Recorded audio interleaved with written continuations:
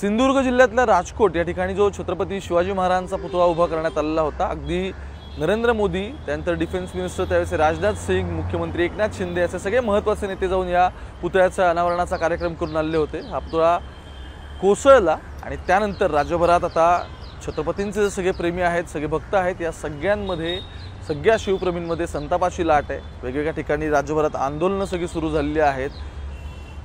राजकीय नेते ह्या सगळ्यावरती त्या टीका टिप्पणी करतायत। सोशल मीडिया संपूर्ण आता तुम्ही जर चेक केला तर त्याच्यावरती संतापाची प्रतिक्रिया येत आहेत। पण मूळ मुद्दा हा आहे की हे सगळं सुरू असतानाच महत्त्वाचं असं आहे की आता पोलिसांनी या प्रकरणामध्ये FIR दाखल करून घेतलेला आहे। जो आर्किटेक्ट आहे त्याच्या विरोधात FIR दाखल झालेले आहेत। 2 व्यक्तींचं सगळ्यात नाव आहेत। आता नक्की नेव्हीची यामध्ये चूक आहे की जे आर्किटेक्ट आहेत किंवा PWD कडे या सगळ्याची देखभाल होती, त्यांनी या सगळ्या प्रकरणामध्ये जे पत्र लिहिलेलं होतं, नक्की कोण कारणीभूत आहेत या सगळ्यावरती आता एकमेकांच्या गोटात बॉल टाकणं सगळं सुरू झालेलं आहे। थोड्या दिवसांनंतर या सगळ्यामध्ये जेव्हा ॲक्च्युअली चौकशी लागेल त्यावेळी गोष्टी सगळ्या समोर येतील। पण मी आत्ता कुठे उभा आहे तर मी आत्ता पुण्यामधल्या ऑल इंडिया श्री शिवाजी मेमोरियलचं जे सगळं आवार आहे त्या सुंदर आवारामध्ये मी आत्ता उभा आहे। आणि तुमच्यापर्यंत पोहोचण्याचं आत्ता मूळ कारण काय आहे तर माझ्या पाठी उभा असलेला जवळपास 100 वर्षांचा साक्षीदार असलेला हा छत्रपती शिवाजी महाराजांच्या पुतळ्यासमोरून आता तुमच्यापर्यंत येण्याचं मूळ कारण हे आहे की छत्रपती शिवरायांचं हे जगातली सगळ्यात पहिला हा अश्वारूढ पुतळा आणि सगळ्यात महत्त्वाचं म्हणजे जगाच्या पाठीवरचं हे सगळ्यात पहिलं छत्रपती शिवाजी महाराजांचं स्मारक।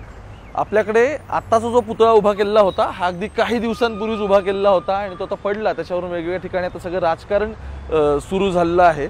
पण आत्ता इथून तुमच्यापर्यंत पोहोचण्याचं मूळ कारण हे होतं की देशभरात वेगवेगळ्या ठिकाणी पुतळे उभे आहेत, पण हा जगाच्या पाठीवरचा पहिला पुतळा आहे अश्वारूढ। आणि आजही किती दिमाखात उभा आहे तुम्हाला दिसत असेल तो पुतळा, पंचधातूमध्ये बांधलेला पुतळा आहे हा संपूर्ण। खरं तर जेव्हा हा पुतळा आणायचा होता त्यावेळी तो वेगवेगळ्या पार्ट्समध्ये आणलेला होता। ठाण्यावरून तो इथे आणला, माझ्या माहितीनुसार नानासाहेब करमरकर होते ज्यांनी हा पुतळा त्यावेळी तयार केलेला होता, त्यांनी हा इथून आणला। आणि कोल्हापूरचे आपले शाहू छत्रपती आहेत, त्या शाहू छत्रपतींची ही सगळी मूळ संकल्पना की त्यांना छत्रपतींचं शिवाजींचं एक स्मारक बनवायचं होतं। आणि ज्या आवारात मी आत्ता उभा आहे ना, हे संपूर्ण त्यावेळीची एक मिलिटरी स्कूलमध्ये या सगळ्याचं रूपांतरण करण्यात आलेलं होतं या स्मारकाचं। आणि शाहू छत्रपती गेल्यानंतर राजाराम महाराजांनी त्यांची सगळी संकल्पना पूर्णत्वास आणली। पुण्याच्या शिवाजी मिलिटरी स्कूलचा हा सगळा प्रिमायसेस आहे। या प्रिमायसेसच्या आवारात देशातला नाही जगातला सगळ्यात जुना पुतळा आजही तितक्याच दिमाखात उभा आहे। आणि छत्रपतींची ही हे सगळं रूप पाहिल्यानंतर आजही किती बघा, म्हणजे तुम्हाला कळत असेल की आपल्या संपूर्ण मराठ्यांचा इतिहास, महाराष्ट्राचा लौकिक ज्या व्यक्तीने जगभरात गाजवला तो पुतळा किती आज दिमाखात, तिथे पंचधातूचा पुतळा, अश्वारूढ पुतळा, जगातलं पहिलं मेमोरियल, हे किती सुंदर, अगदी ऊन वारा पाऊस या सगळ्या गोष्टी करत सुद्धा आता 2028 मध्ये या सगळ्याला 100 वर्ष पूर्ण होतील। आणि या स्मारकाचं शताब्दी वर्ष या सगळ्याला आता सुरुवात होणार आहे। 1920ला ही सगळी पहिल्यांदा माझ्या माहितीनुसार संकल्पना पुढे आली। 22च्या दरम्यान माझ्या माहितीनुसार शाहू छत्रपती गेले, पण राजाराम महाराजांनी हे संपूर्ण पुढे प्रक्रिया पूर्ण इच्छापूर्ती केली। नानासाहेब करमरकरांनी हा पुतळा ठाण्यावरून आणला, त्यावेळी हा रेल्वेने पुतळा आणण्यात होता, वेगवेगळ्या पार्ट्समध्ये आणला, त्यानंतर तो इथे जोडण्यात आलेला होता। खरं तर त्यावेळी म्हणजे हत्ती, उंट वगैरे अशा सगळ्या गोष्टी आणून इथे मिरवणूक काढण्यात आलेली होती। सेकंड वर्ल्ड वॉर जस्ट सगळं संपत आलेलं होतं आणि फर्स्ट वर्ल्ड वॉर त्यावेळी संपत आलेलं होतं आणि त्यावेळी बॉम्बे प्रिन्सली स्टेट होतं। त्यावेळी बॉम्बे प्रिन्सली स्टेटचे जे लेस्ली विल्सन होते त्यांच्या हस्ते या पुतळ्याचं संपूर्ण अनावरण करण्यात आलेलं होतं, कारण जगाच्या पाठीवरचं पहिलं हे आपल्या राजाचं हे संपूर्ण स्मारक उभारण्यात आलेलं होतं। त्यामुळे जवळपास आता ह्या सगळ्याला 100 वर्ष पूर्ण होतील। 1920 साली या सगळ्याची पहिली पायाभरणी, त्यानंतर 28ला संपूर्ण हा पुतळा झाला राजाराम महाराजांच्या वेळी। त्यामुळे अगदी माधवराव शिंदे असतील किंवा छत्रपतींचे त्यावेळीचे वेगवेगळे जे सरदार असतील यांच्या सगळ्यांचे वंशज या सगळ्यांनी मिळून एक कलेक्टिव्ह या सगळ्यामध्ये कलेक्टिव्ह कॉन्ट्रीब्युशन दिलेलं होतं।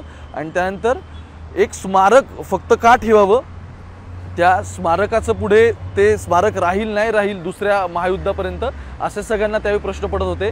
त्यामुळे सिंधिया म्हणजे शिंदे असतील किंवा बाकीचे गायकवाड असतील या सगळ्यांना प्रश्न पडलेले होते। त्यामुळे सेकंड वर्ल्ड वॉरपर्यंत त्यांनी काय केलं की हे जे स्मारक होतं त्या स्मारकाला त्यांनी मिलिटरी स्कूलमध्ये त्याचं सगळ्याचं रूपांतरण केलं। आणि त्यावेळी जी ब्रिटिशांच्या सैन्यात लढणारे सगळे मराठी सैन्य जे सगळं होतं ते सगळे छत्रपतींच्या या पुतळ्याला पाया पडून आणि छत्रपतींच्या इथे हे सगळे मिलिटरी स्कूलमधून प्रशिक्षण घेऊन ते सेकंड वर्ल्ड वॉरला पुढे भविष्यात लढायला सगळे जात होते। त्यामुळे इथल्या मिलिटरी स्कूलमध्ये प्रशिक्षण घेऊन ब्रिटिशांचं जे सगळं मराठी सैन्य होतं ते सगळं या सैन्यातून पुढे जात होते। सो प्रिन्स ऑफ वेल्स जे होते ते सुद्धा या ठिकाणी त्यावेळी येऊन गेलेले होते आणि जगातला पहिला पुतळा आपल्या महाराजांचा, म्हणजे त्या पुतळ्याच्या खाली तुम्ही जर पाहिलं तर महाराजांचा दरबार भरलेल्याचं सुद्धा सुंदर शिल्प तिथे साकारलेलं आहे। ते अजूनही अगदी तसंच आहे, त्या धातूमधलं शिल्पसुद्धा, आणि अत्यंत रुबाबदार, अत्यंत सुंदर आणि तितकाच रेखीव। आणि आपला इतिहास त्या एकदा पुतळ्याकडे बघितल्यानंतर सगळ्यांना रिकलेक्ट होईल इतकं सुंदर ते अशा पद्धतीने सगळं साकारलेलं आहे।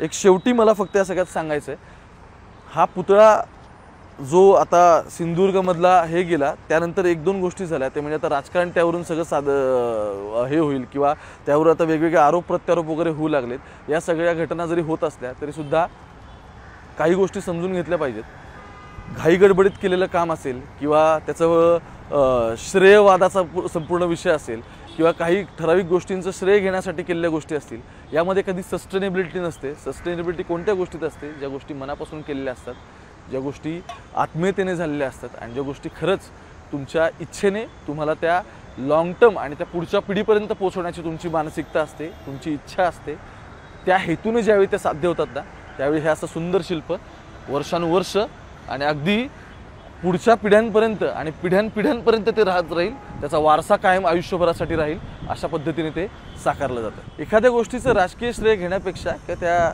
सगळ्यासोबत फोटोज वगैरे काढण्यापेक्षा ही जी अशी पिढ्यांपिढ्यांची आपली स्मारकं आहेत ना, ही स्मारकं आणि आपला इतिहास आपल्या संपूर्ण पुढच्या पिढ्यांना जावा ही जी इच्छा असते ना, आणि ही जी सगळी अशा पद्धतीचे हेतू असतात आणि अशा पद्धतीची इच्छाशक्ती असते, ती इच्छाशक्ती ज्यांच्यामध्ये असते ना ते सगळे आपले खरंच म्हणजे ते आपले सक्सेसर आहेत, ते आपले वंशजसुद्धा आहेत आणि त्यांच्या जीवावरतीच आपला इतिहास संपूर्ण आजवरचा अबाधित आहे। कॅमेरा पर्सन गोपाळ हरणेसोबत मी ओमकार वाबळे, थेट पुण्यावरून मुंबई तकसाठी।